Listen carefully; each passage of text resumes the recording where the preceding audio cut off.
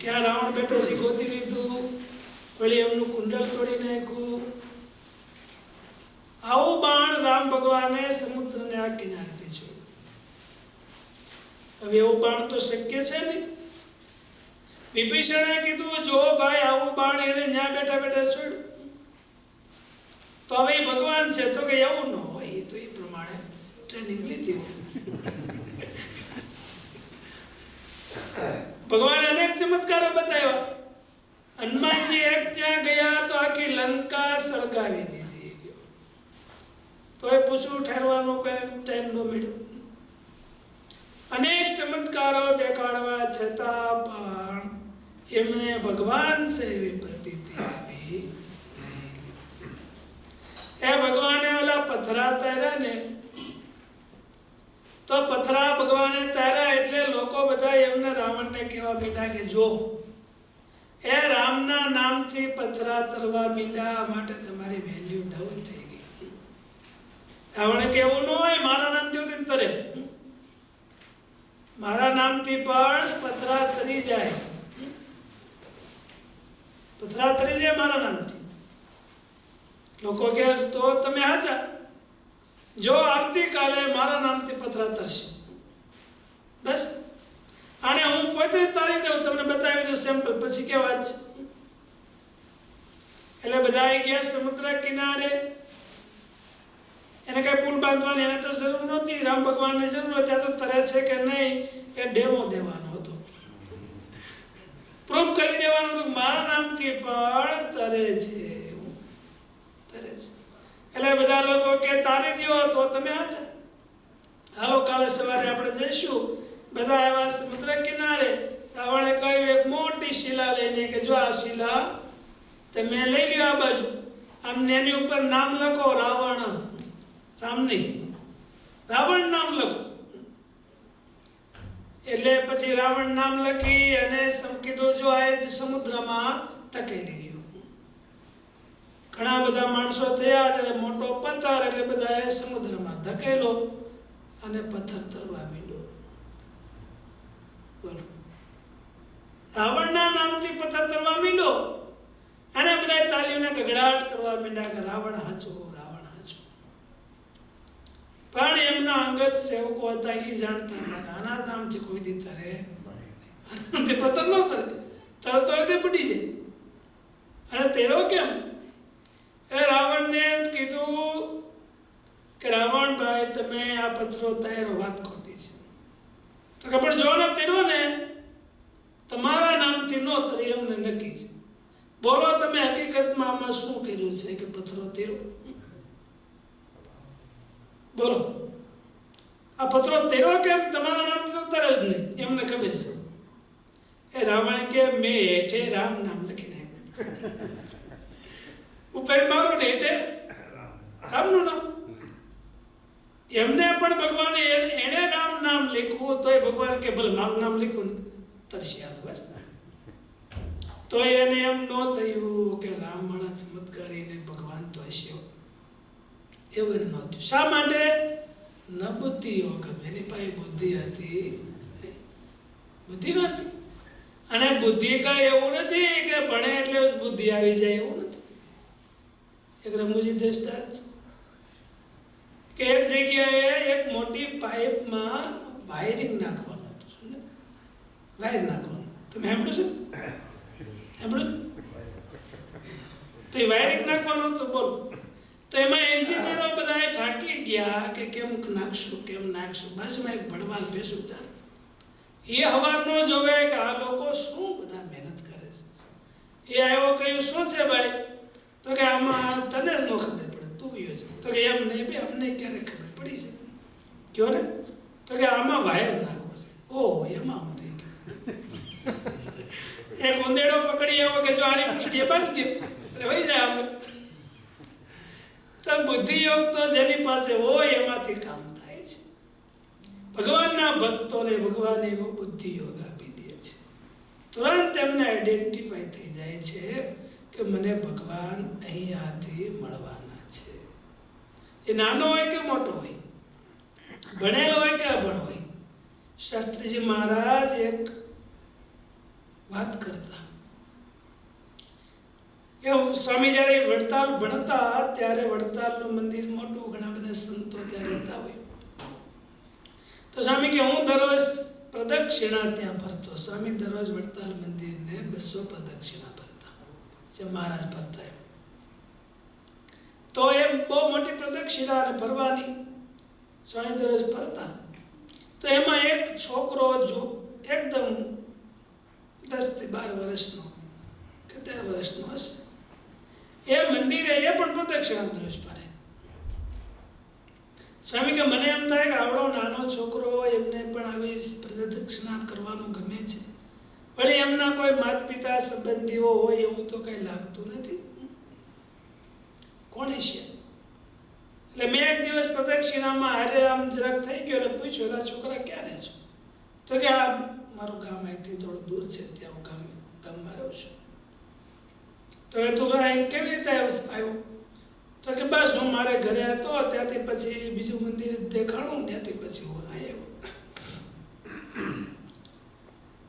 તો એમની વાત એવી હતી કે નાનો હતો, સ્કૂલમાં ભણે. સ્કૂલમાં ભણવા માટે જાય એટલે એક દિવસે 5મા 6ઠા 5 4 ચોથા 5મા ધોરણમાં આવી ગયો છે. સાહેબે એક દિવસ હોમવર્ક આપ્યું કે તમારે કાલે આ હોમવર્ક કરીને આવવાનું છે. એટલે આ છોકરાને કોણ જાણે શું બુદ્ધિ સદબુદ્ધિ આવી કે એમણે હોમવર્કની જગ્યાએ આખી નોટમાં નારાયણ નારાયણ નામ લખી નાખ્યું. નારાયણ નામ. બીજા દી ગયો સ્કૂલે. સાહેબે જોયું કે આ શું કર્યું? એલા તો કે સાહેબ આ હોમવર્ક છે. પણ આવું કાંઈ હોય? તો કે સાહેબ આ જ હોમવર્ક કહેવાય. અને મેં કર્યું છે એમ નહીં, તમારે પણ આવું જ કરવાનું હોય છે. આપણે બધાને આવું જ હોમવર્ક કરવાનું હોય છે. અને આ સાચું હોમવર્ક છે. એટલે સાહેબને એમ થયું કે આને વળી હું મનમાં થઈ ગયું છે. સારું બેસ બેઠો. બીજા દિવસે હોમવર્ક આપ્યું તો વળી પાછું નારાયણ લખીને જાય. એટલે થયું આને મગજમાં કાંઈક ફેર પડી ગયો લાગે છે. અને જે ભગવાન ભજવા જાય એમને લગભગ લોકો એવું જ કહે કે ભાઈ આને મગજમાં ઓલું થઈ ગયું લાગે છે. સાધુ થવા જાય એટલે એના સગા સંબંધીઓ એમ જ કહે કે આને સ્વામીએ કાંઈક મગજ ફેરવી નાખ્યું છે. એમ જ કે આમ તો બહુ ડાયો હતો, અમારી વગર એને હાલતું જ નહોતું. એ સાધુ થયા એનો કંઈ હોય જ નહીં, પણ હવે સ્વામી એવા છે ને કે એમણે બધું આ કરી દીધું. એમ જ તમે કહો. તમે વળી હારું શીખડાયું માતૃદેવ બહુ એટલે તમને બહુ વાંધો આવે કે સ્વામી શીખડાવે સારું. તમે જો બહુ સારું શીખડાવી દઈએ તો પછી તમે કહો ગો આ તો બધું જેવું તેવું છે. એટલે આમણે એમ કહ્યું કે આ તમારે પણ કરવું પડશે. પછી તો ગામ લોકો પણ એમ કહેવા માંડ્યા ગો આને કંઈક મગજમાં થઈ ગયું લાગે છે, પ્રોબ્લેમ થઈ ગયો છે. પણ પછી આ સતત નારાયણ નારાયણ ભજન કરે, ગામમાં મંદિર હોય તો ત્યાં જઈને બેસે, પ્રદક્ષિણા કરે, માળા કરે, પડવાનું એમણે પછી બંધ કરી દીધું. હવે નાનું ગામ, નાના ગામમાં બીજું કાંઈ હોય નહીં, એટલે એમને થયું કે કંઈ બીજું મોટું મંદિર હોય તો સારું. એટલે એક દિવસ પોતાના ગામમાંથી બહાર ગયો, રસ્તે જતા જતા રોડે સીધો સીધો મીંડો હાલવા. એમાં હાલતા હાલતા જેતલપુર આવી ગયો. તો એમને મોટું મંદિર જોવા મળ્યું કે હો આ તો બહુ સરસ મંદિર. ત્યાં આવીને દરરોજ પ્રદક્ષિણા કરે.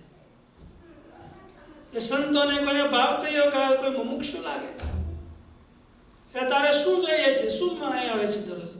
તો કે બસ મને મજા આવે છે, અહીં મંદિર છે, બહુ સારી મૂર્તિઓ છે, તો મને એમ થાય છે કે અહીં મારે ભગવાનનું નામ લેવું, ભજન કરવું.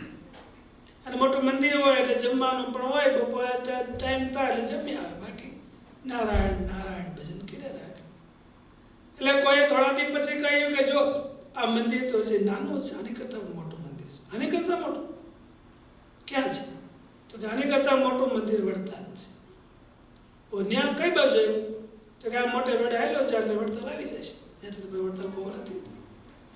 એટલે એ રસ્તે ચડતો ચડતો વડતાલ આવી ગયો. ત્યાં તો બહુ મોટું મંદિર દેખાયું. અને સંતો પણ ત્યારે બહુ જાજા રહેતા, બહુ એમને મજા આવી ગઈ. અને ભગવાનનું નામ લેવામાં એ તલ્લીન થઈ ગયું. સ્વામી કહે થોડો ટાઈમ આવ્યો, પછી આવતો બંધ થઈ ગયો. એમના ગામ લોકો પર થોડા ટાઈમ પછી આવ્યા, એમને પૂછ્યું કે તમારા ગામનો એક છોકરો અહીં આવતો હતો, શું થયું? તો કે એમણે તો દેહ છોડી દીધો અને કીધું કે મને ભગવાન લેવા આવ્યા છે. પછી એ લોકોએ સ્વામી કે એમને આ બધી વાત કરી કે આવી રીતે એ છોકરો સ્કૂલમાં ભણતો ભણતો નારાયણમય થઈ ગયો હતો. એમને કોઈ ઉપદેશ આપવાનો હતો, પણ એમને એવું પૂર્વનું એવું શુભ કર્મ હોય, ભગવાનમાં એમણે મન રાખવા માંડ્યું હોય, એટલે ભગવાન એમને બુદ્ધિ યોગ આપી દે છે અને એમને ગમે ત્યાંથી ભગવાનમાં જોડી દે છે. એટલે આપણે ભગવાનની નજીક આવીએ છીએ, ભગવાન પાસે આવવાનું મન થાય છે, તો માનો આપણી ઉપર ભગવાનની સ્પેશિયલ કૃપા કંઈક ઓછે વધે અંશે થઈ છે. નહીંતર આવું મન ન થાય, બીજું બધું મન થાય. ચાલો ભાઈ આપણે આ ધન કમાઈએ, એટલું બધું આમ કરીએ, હરવા જઈએ, ફરવા જઈએ, ક્રૂઝમાં જઈએ, એવું બધું થાય. એને માટે ભગવાનની જરૂર ન પડે.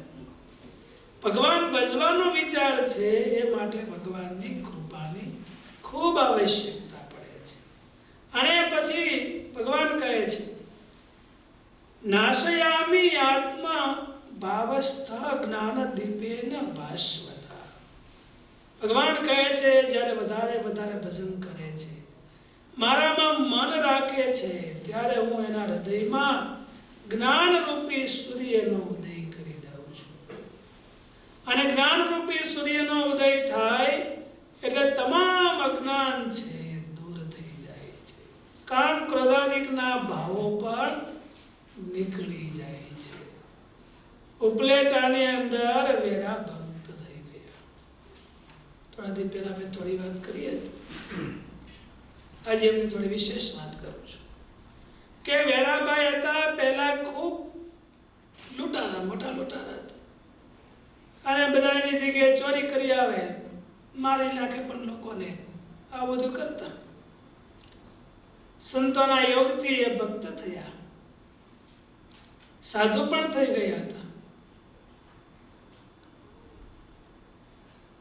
સાધુ થઈને જ્યારે મહારાજ મહેમદાવાદમાં હતા અને બધા બાવાઓ ખાખીઓ મહારાજને મારવા માટે, સંતોને મારવા માટે આવ્યા, કાઠીઓએ બધાએ કાઠીઓને મહારાજે આજ્ઞા આપી કે તમે ક્ષત્રિયો છો, તમારે સંતોનું રક્ષણ કરવું જોઈએ અને આજે તમારે યુદ્ધ કરવું હોય એવા લોકો સામે આવી ગયા છે, એટલે અમે તમને સ્પેશિયલ પરમિશન આપી દઈએ છીએ. પેલું માંગરોળમાં એવા લોકો નહોતા, માંગરોળ શું આપણે આણંદમાં એવા લોકો નહોતા, એટલે ભગવાન કે મેં તમારી પરમિશન કેન્સલ કરી નાખી હતી.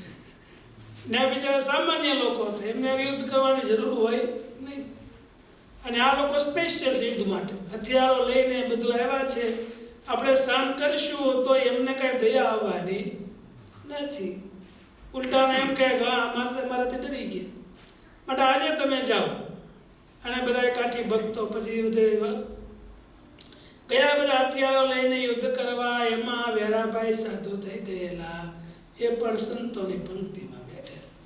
સંતોને તો ક્ષમા ધર્મ રાખવાનો હતો, પણ પોતે બહુ યુદ્ધ કરેલા ને બધાને મારેલા, એટલે ઓલું પછી હોરાતન ચડી ગયું કે એટલું બધું થાય છે અને મેં ઘણું કર્યું છે, આજે એક દીકરી એમ હું વાંધો તો સેવા જ ગણાય.